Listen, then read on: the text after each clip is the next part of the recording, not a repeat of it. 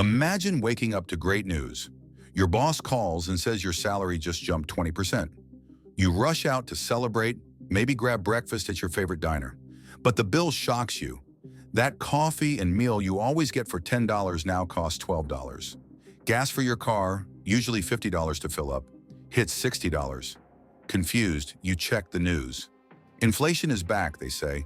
Prices are climbing everywhere. Why does this keep happening? Why can't we just stop it?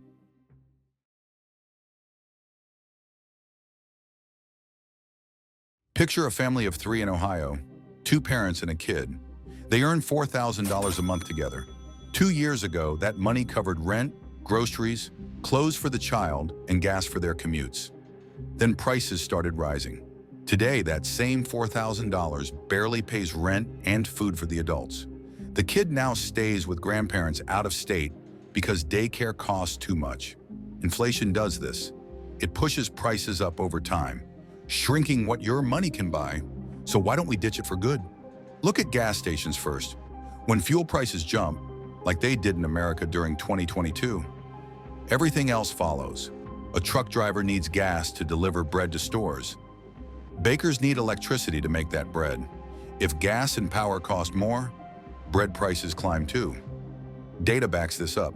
In 2022, gas prices soared past $5 a gallon in many states after supply disruptions. Soon, grocery bills spiked.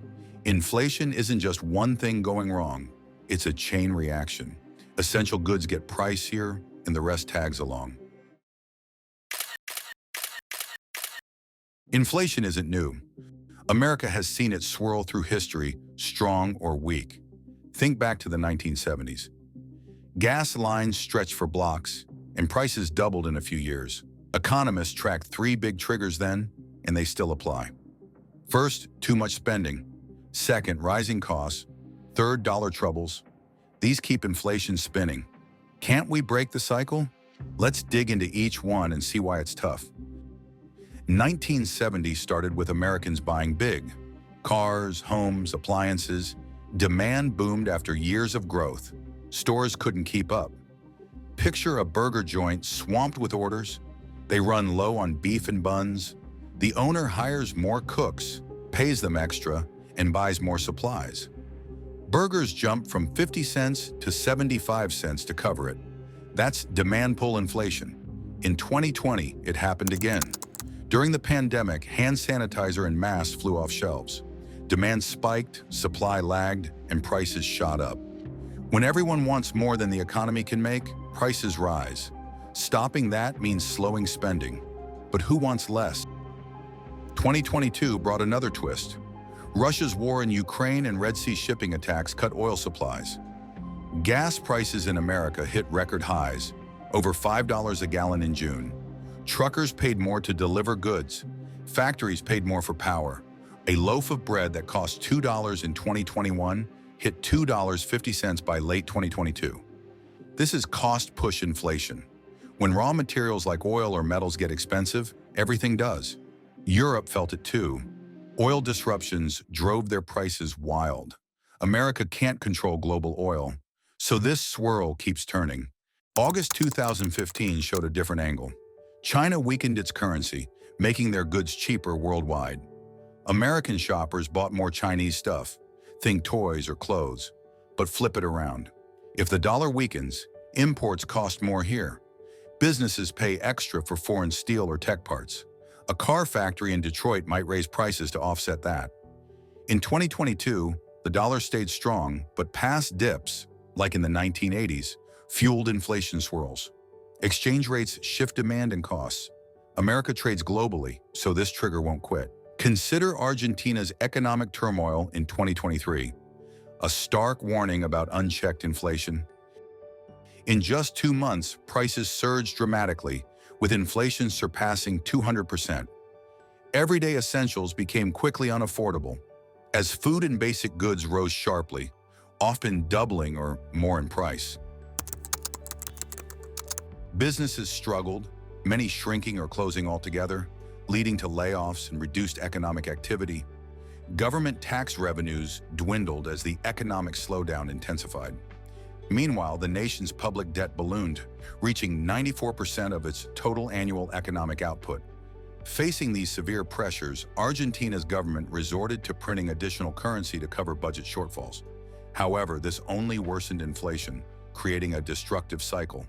The U.S. hasn't reached this extreme, but Argentina's experience underscores a critical lesson. Allowing inflationary pressures to go unchecked can rapidly destabilize an economy. Proactive management is essential before the problem spirals beyond control. Here's the twist. Inflation isn't all bad. In 2023, America's inflation averaged 4%, not crazy high. Workers got raises, say from $15 an hour to $18. They spent more at stores, so businesses grew. Moderate inflation nudges the economy forward. Kill it completely and trouble brews. Japan tried that. For 30 years until 2023, they had deflation. Prices fell. Sounds nice, right? But wages froze. People stopped spending. Businesses cut jobs. Unemployment climbed. Deflation stalled their economy. America doesn't want that. Central banks know this. The Federal Reserve targets 2% inflation. In 2022, it hit 9%, way over. They raised interest rates to cool things down. By 2023, it dropped to 4%. Too low risks deflation, like Japan's mess. Too high risks Argentina's chaos. Europe aims for 2% too. Spain sat at 2%, France at 6.9%, Germany at 6.3% in 2023. No one's perfect, but runaway inflation hasn't hit. The goal isn't zero, it's control. Swirls stay because balance beats nothing. Think about savings. With 5% inflation, $1,000 in your bank loses $50 of value in a year. Annoying, sure. But with $1 billion, that's $50 million gone. Big players invest instead, stocks, real estate, hoping to beat inflation. In 2022, home prices rose as people bet on growth. That fuels jobs and builds cities. Zero inflation stops that push. Small savers might not care. $50 lost isn't much, but the economy needs motion. Swirls drive it, even if they sting. 2023 data shows America's groove. Inflation eased from 9% to 4%. Jobs grew. Unemployment hit 3.5%, a 50-year low. Wages ticked up, but prices didn't crash. Why not erase inflation? Because swirls aren't just chaos. They're signals. Too much spending, rising costs, or dollar shifts. They tell us something's off.